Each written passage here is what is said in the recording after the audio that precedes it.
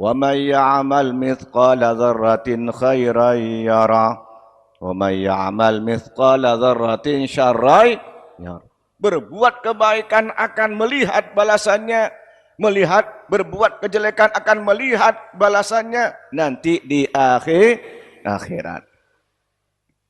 Dzalika khairu wa ahsanu ta'wila.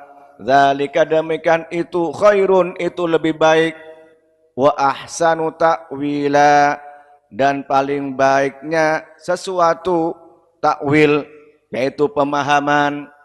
Inilah para bapak, para ibu, dalilnya tentang dasar sumber hukum pertama, ati Allah, taat kepada Allah. Itu artinya Al-Qur'anul Karim.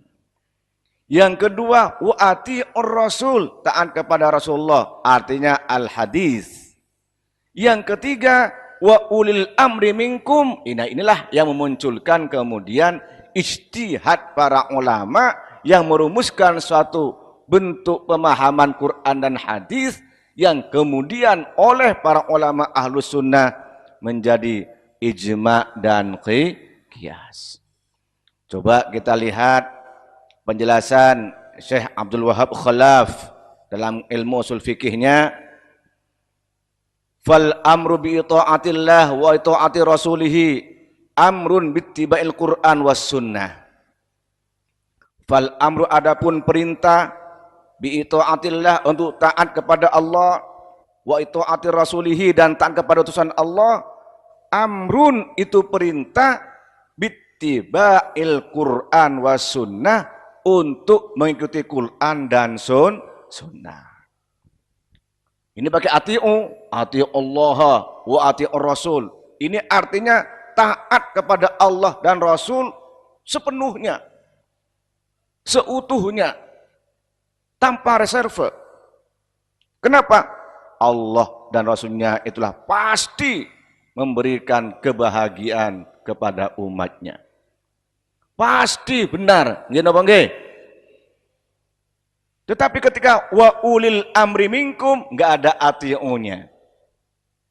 Kepada pemimpin tidak ada ati'unya, nggak ada wa ati'u ulil amri. Kenapa? Kalau kepada ulil amri, lihat kalau benar ikut, kalau salah nggak ikut. Kalau sesuai dengan Quran hadis ikut, nggak sesuai dengan Quran hadis tidak harus ikut. Itu kepada ulil amri.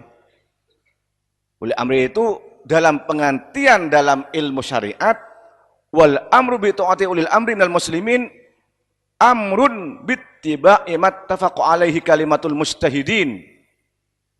Kata Syekh Abdul Wahab Khalaf, wal amru adapun perintah bi ta'ati ulil amri untuk taat kepada ulil amri, pemimpin minal muslimin dari kalangan umat Islam, amrun itu perintah bittiba'i ma dengan mengikuti sesuatu, ittafaqah yang sepakat alaihi kepada ma kalimatul mujtahidin, kalimat orang-orang yang berijtihad, minal ahkam dari beberapa hukum-hukum.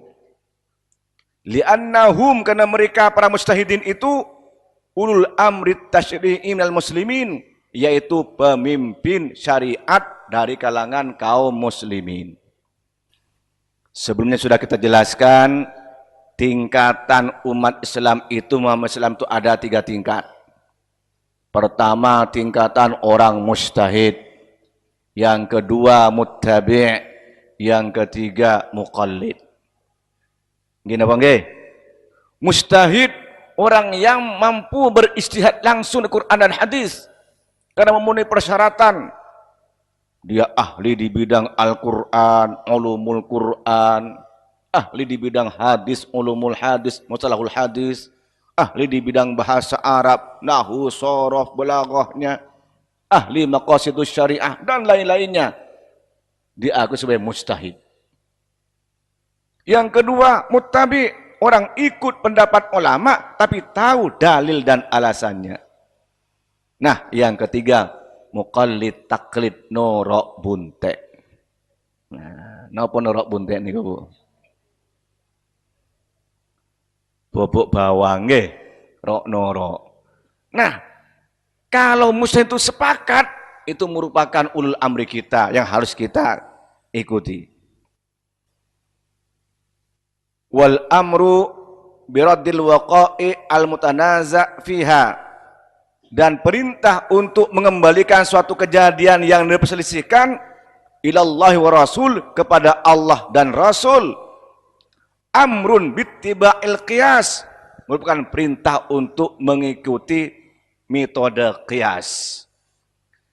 Quran hadis itu Pak, ya, bahan pokok yang memuat pokok-pokoknya saja.